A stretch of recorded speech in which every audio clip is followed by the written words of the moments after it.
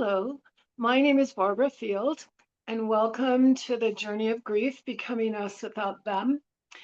I started this page so that people who are grieving all kinds of losses would have a place to go to find resources and kindred souls and people who understand them and share their experience. And so today I've invited my friend Joey Noble to talk to us about grief and the journey of addiction. So welcome, Joey. How about Thank if you you. introduce yourself? Hi, my name's Joey, and I'm definitely an addict in recovery. My clean date is March 16th, 2006. And what I can say about this journey is that growing up, I started using illicit substances at such a young age, and then that's all that I knew. And then I became a consumer of correctional services.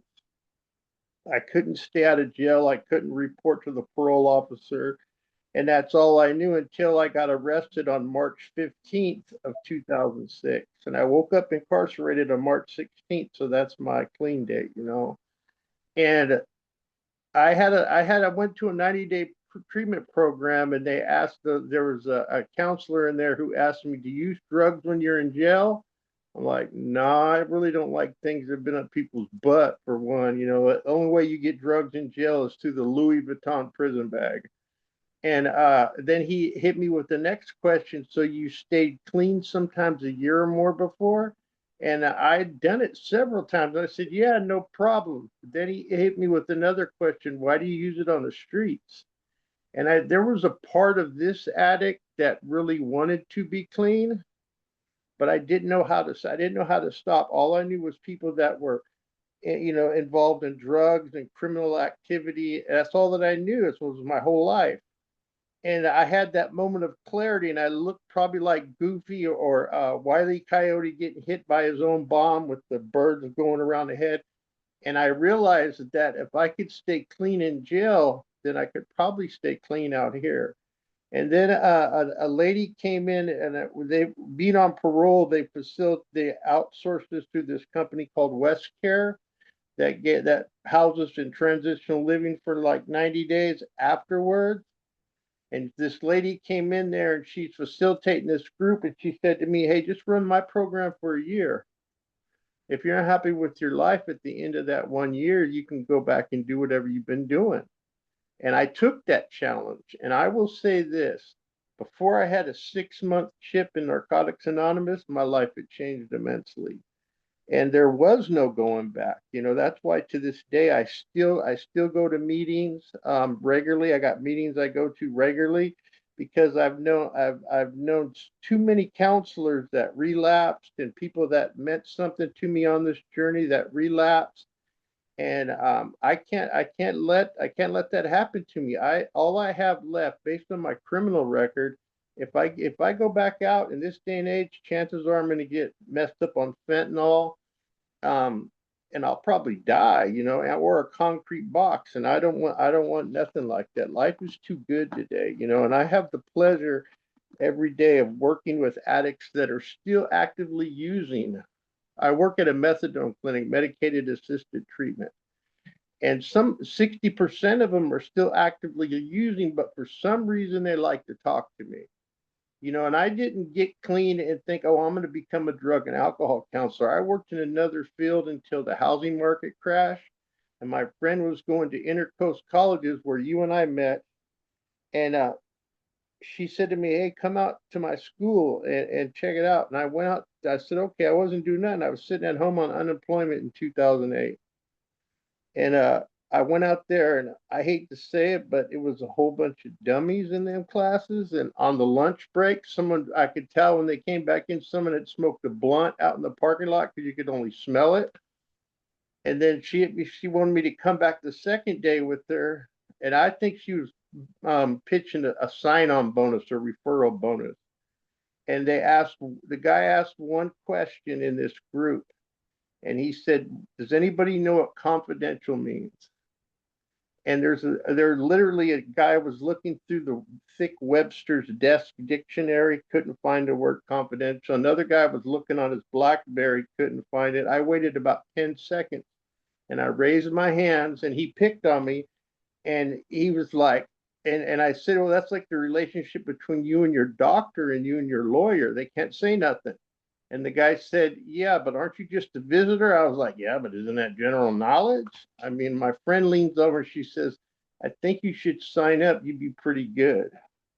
And then she said these magic words to me: in 90 days, they'll put some money in your pocket and it won't affect your unemployment. And back in 2008, that money I got from that school, that was real money back then. My rent was $500, back at that time. And I was like, where do I sign? I had nothing else going on, and I learned a lot in those classes. And it was a revolving course and taught me a lot about stuff. And I'm not going to lie, I sat there in classroom most of the time on my laptop, just listening to the lecture and aced it through those classes. And then I was offered an opportunity to go do an internship. And I actually found my own internship site because everybody's going out to places and they're coming back. Oh, they're not hiring. Well, those agencies were utilizing the free internship hours and they weren't hiring people because why? We get another intern to do the same work. So I found my own internship site and I worked there for 3 years. And then I was getting ready to thinking about going. I wasn't making no money, even back then I wasn't making no money because they were paying me on a 1099. And I had Sally Wynn, as they had a detox center and they had an outpatient clinic next to it. And Sally Wynn was running the outpatient clinic and they were facilitating groups for the veterans. And I would go over to the outpatient group and facilitate groups for her. um, and she talked me into taking my first certification, which was a RAS through Brining Institute. And she told me exactly what parts of the book to read, and I aced that test. And all the worlds have been a stage for me since then. I also had a CAD-C through CCAP, but I don't use it no more. And now I have a through CADAP. I'm certified through CADAP because they actually answer the phone when you call them. And the blessing is that, like an addict, I get to give back to people what was freely given to me. Even when I'm in a counseling session with people, if they're still using, I don't pass no judgment. That's their journey, not mine. And I just hope that every addict can get what I've been able to achieve in the last, like, I don't know, 19 years. And not saying that I'm a guru or anything like that when it comes to the recovery process, but I've just been able to learn a set of new experiences. Like I lived one life in addiction, and now I'm living a whole different life. I got a 3-bedroom house out here off Greenback, gated community. People wish they lived like that. And I have a very rewarding career and I'm a supervisor. And, it's all because of the way that I've been able to achieve what I lost in my addiction. And I lost my friend since the 3rd grade. He's still out there using, and I grieve that friendship. And there's people that I grew up with that I'm friends with on Facebook, but I can't hang out with them. And I'll wish them happy birthday and stuff. And they tell me some stuff about so and so, like that girl Whisper that was just recently found in a canal somewhere in California. She was from my neighborhood. I knew her back then, and it's pretty sad. Everything has been a change for me. And I get to truly be of service, selfless service every day. And that's because of the recovery process. And it has been a wonderful experience for me. And I'm still a miracle in progress. I'm not done yet. You never truly recover. You're in recovery your entire life. And some people get that misconception, oh, I'm recovered. I've been clean 10 years. And I figured I'm not going to lie. At 10 years clean, I still didn't know if I was to continue to go to school. After I went to InterCoast, I went to University of Phoenix, got a degree there, and I just wanted more out of life. There was all the world's a stage for, and that's all because I made a decision in 2006 to commit myself to the recovery process. And it's been a wonderful experience and a wonderful journey. And thank you, Barbara, for the part that you played in this, because I remember you working at the school too. That was a long time ago.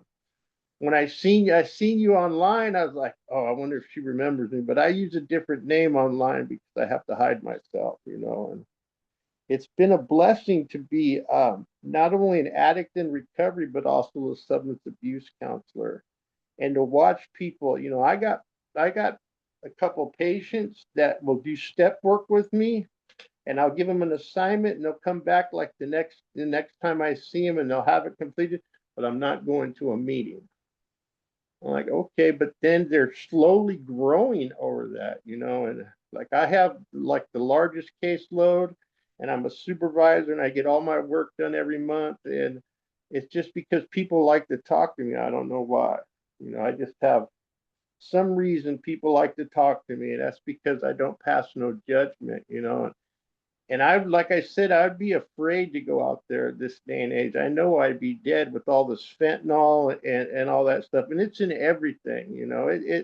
Most of the times people are overdosing right now because they're mixing fentanyl in with methamphetamine. And then the guys that are smoking those marijuana vape pens, those can have fentanyl in because the people are buying them off the street. They're not buying them from the club. And I don't recommend that. You know, my son was out at the state fair. He's 32, and he takes a picture. Yeah, this is what I got going on. And he's out at that cannabis part. I'm like, dude, what are you doing? He's like, I didn't go in there. And it's funny because when I was using, I wish they would have had some stuff like that. But now I make a decision today to stay clean. Like I said, I woke up with 7,114 days today. And all I know is that at this moment in time, I've made a commitment to myself not to use drugs for today. There's people that go, I'm in the no matter what club. I'm in the just for today club. I wake up every morning, I commit myself to the recovery process of staying clean no matter what. And well, just for today, and because I've taken people back to meetings that were in the no matter what club. And it's funny because I've worked with counselors that, as a patient, that were someone I looked up to when I first started drug and alcohol counseling because they stopped doing what it was that got them clean. And I asked them before, hey, what happened? I quit going to meetings. I thought I had it figured out. You never really have to figure out, you have to continue to work on yourself. And that lifestyle that we lived out there as an addict, the fast money, the relationships with multiple women and all that, staying in motel rooms, that's a grief process of its own because you give it all up because you become a square bear. And I really like being a square bear these days. My rent's paid, there's food in the refrigerator. I could walk downstairs at 3 in the morning and drink out of the milk carton if I want to. And that's pretty good feeling. I got the temperature set for 78 right now in the house, and it's only like 85 outside. And that's a good feeling for a guy that paroled from Pelican Bay State Prison, and that lifestyle. And I keep hearing about other people that I was incarcerated with that are dying and stuff, and that hurts. It hurts because there's people that I've seen over the years, like at Walmart. Hey man, you got to try this, and then you hear about them passing away because they wanted to try it one more time. I don't have that in me. I'm afraid to do anything that other than what I've been doing. And life is amazing these days. And that's all because of the recovery process and some of the tools I picked up in school and this 12-step meetings that I attend faithfully. I've continued to work on myself every day. Like I said, I'm a miracle in progress. And that lifestyle, it hurt to step away from. When I first got clean in 2006 and I'm in transitional living, I used to literally look at my phone all the time. I still do it today. And I would look at the phone. If it was 12:15, I would say, I'll stay clean until 1:15 guaranteed. And if at 12:45, I looked at it again, I was like, yeah, I'll stay clean until 1:45. That's the only way I could do it. I stayed clean for an hour at a time to begin with. And to this day, I still stay clean just for today. Chances are, I know I got a meeting to go to at 5 o'clock tonight, which I go to every week. And I got a meeting to go to tomorrow at 4 o'clock. And I know today, if I hit that meeting at 5 o'clock and share some stuff with good people, that there's more than a good chance I'm going to wake up clean tomorrow Well, morning and still make my 4 o'clock home group meeting. let's just talk about, so grief is a natural part of recovery, but Okay. people in recovery, especially new recovery, they're like little water spiders. They just want to run over the top. It's all good. It's all good. It's all good. It's all good. But stuff is happening. People are dying. Things are going away. My life is being ripped out from under me. And so you don't really hear a whole lot in 12-step meetings unless you have a really, really good sponsor when you're trying to get your little water spider running faster so you don't have to notice what's happening to you, because it might mean that I haven't changed and I'm not going to stay clean. So how do people slow you down enough to say, just sit still and feel your feelings? Some of them are going to be great, but none of them are deadly. We want to run along in our recovery story, but not drop down into our heart. So who helped you along the way to stop running and start My feeling? support, my support group. What is I look at it like this.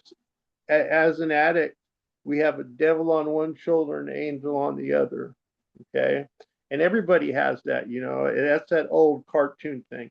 And then as an addict, you have this guy that pops his head up out of the back of your neck. He looks like Gollum from the Lord of the Rings, the precious. And he starts to whisper in your ear and tell you it'll be different this time. Only get high on Tuesday. I don't know about you, but Tuesday, when I was getting high, was every night of the week. And you have to cut yourself off of everybody, and that's the hardest part. People get clean and they don't want to kill them friendships. So I'm just going to go by there and say hi. It's like an alcoholic going to the bar just to drink coffee and play pool. It ain't going to happen. And so how do you help people feel the feelings that go with, oh, now I realize I can't hang out with any of the people. That's a family. Sure, it's an extremely dysfunctional family, but those are your people. And you have to leave your people. You have to leave your home. You have to leave your life. And that causes you to feel stuff. And people in recovery don't want to feel stuff. They just want to be super happy and super cheerful. So how have you helped your clients and helped yourself to just take a minute, grieve the losses, and then go back to being great, instead of let's just slap some jargon over the top of that, say a few 12-step phrases and move on? I can't really put it to words how I do that. That's an interesting question, and I just encourage the people to stay away from of active users and try something different, try some type of other social activities to do instead of going over to where you used to always go.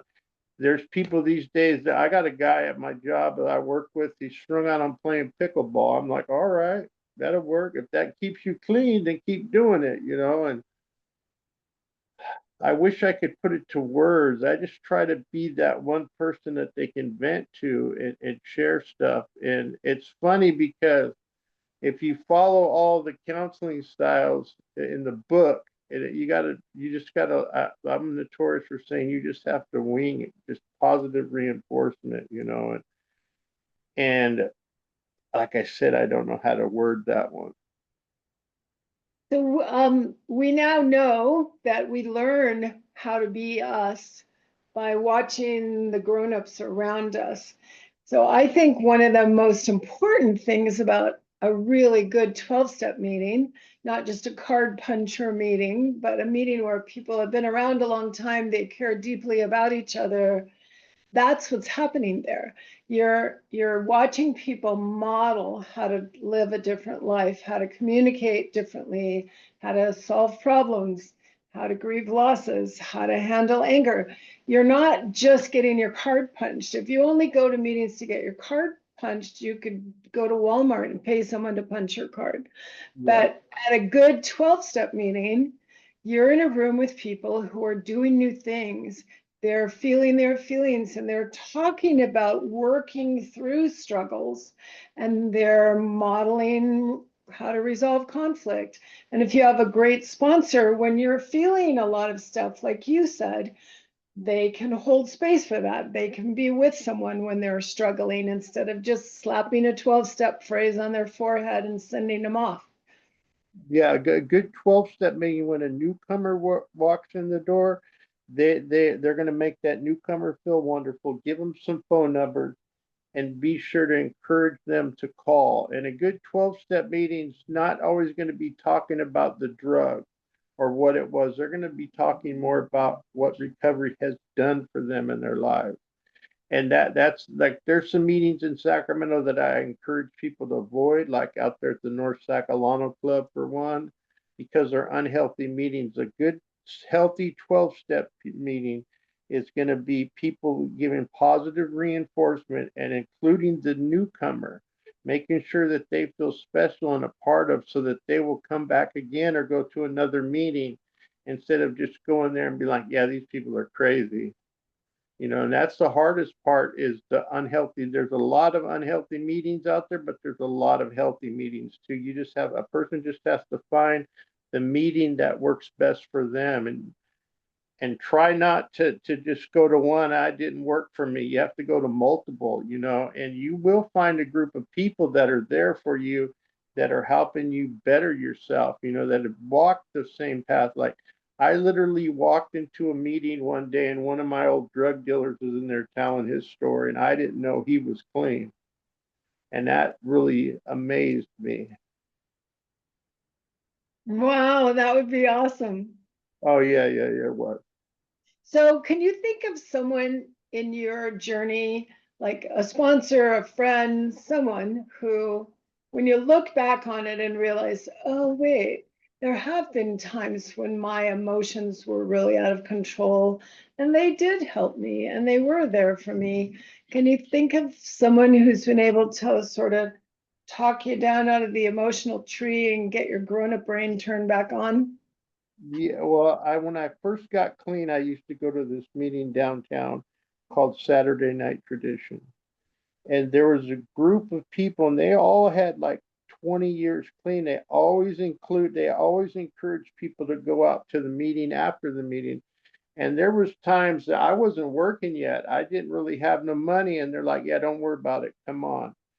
And they basically 12-step called me at, I'm going to say, it's at Bernardo's Cafe downtown after the meeting, at Tres Jimenez. That was one spot we used to go to all the time. And that group of people basically, if you don't want to go back to jail, just do what we do. And I had the pleasure not too long ago of seeing one of them, Ken and Catherine, a couple that they're still clean. He just celebrated 37 years.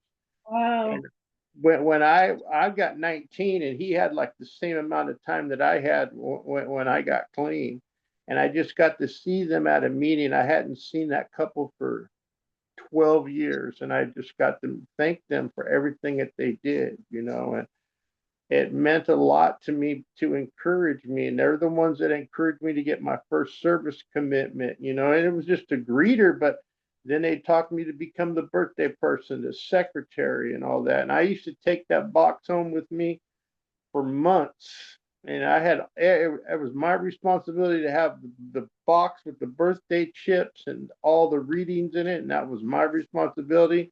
And I better show up to that meeting because I was going to make myself look really bad. And that commitment right there, that meant a lot to me. And there's several people that have done that. One of them, the guy named Elmer, he passed away several years ago. And I was going to quit being a counselor. He said, yeah, just think about what your life's going to be like if you quit counseling. And that really set into me, and it's terrible. That was a good guy.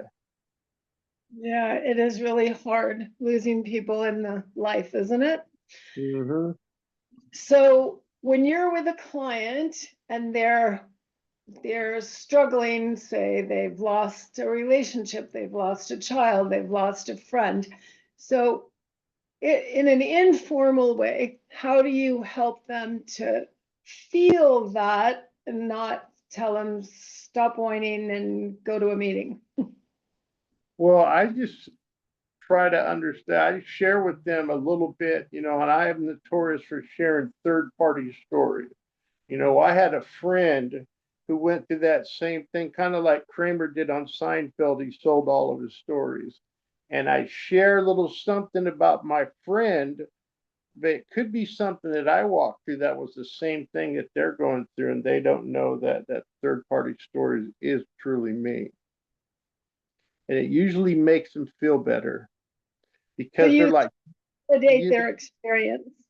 yeah, the experience, yeah. Cool. So what do you think is the most challenging part of working at a methadone clinic? Because it's not there to get people clean and sober. That's the ideal, but maybe not. Some people's brains need that help for a long time, and that's okay. So, but a lot of people just use that as a part of their addiction. Yes.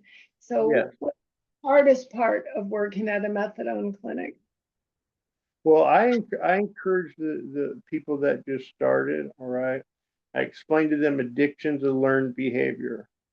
And after you've been clean, we'll say you had 12 months of negative testing, you're utilizing medicated assisted treatment, and now you're testing favorably and you're clean. Maybe we should think about what you want to do. Do you want to continue to stay on this? And it's not the counselor's job to encourage them to taper. It's not the counselor's job to encourage them to stay. It's what the patient wants.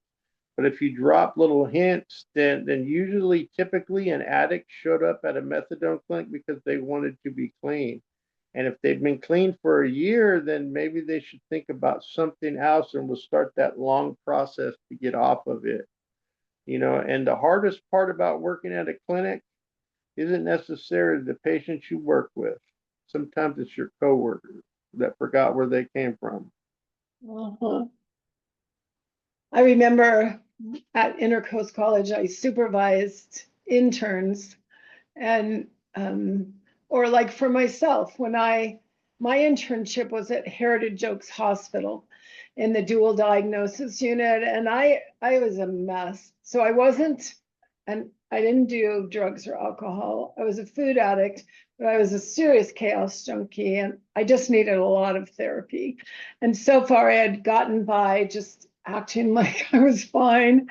But that semester of working in the mental health hospital with those deeply wounded people, and then my supervisor was this nasty narcissist.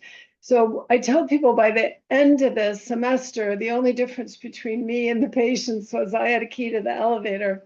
I probably should have turned in my key and stayed.